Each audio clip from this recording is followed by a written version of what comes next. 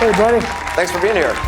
Welcome to our town hall with President Trump. Mr. President, thank you for joining us. Donald Trump and Joe Biden faced voters on stage for the first time in this general election. This is your 2020 fix. The two main presidential candidates each had their own individual town halls for the first time in this general election. They were in Pennsylvania, and the candidates, even though they weren't on stage together, they got asked some tough questions by voters of a variety of political spectrums. These town halls can help inform us about how the upcoming presidential debates might go when the two candidates will face off directly. President Trump really struggled when faced with tough questions, adversarial questions. You've coined the phrase, "Make America Great Again."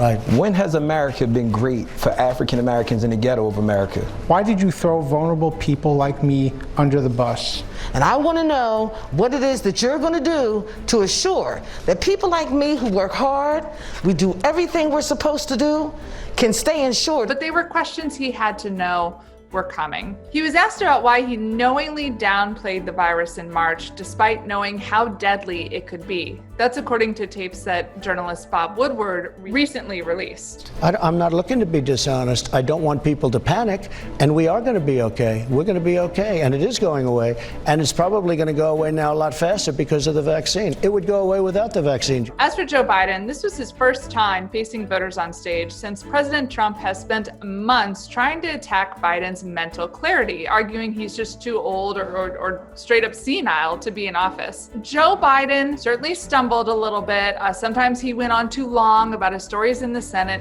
I walked in the Senate floor. If you ever watch C-SPAN, you'll see those, that gold letter, that gold leaf on the doors. Walk through those doors down to the well of the Senate. But overall, he did what he needed to do to show that he was capable to talk about big issues. It was all a stark contrast to President Trump, who seemed to stumble through questions he had to know were coming. And by comparison, Biden's own stumbles and sometimes stutters just didn't seem as much of a political issue for him.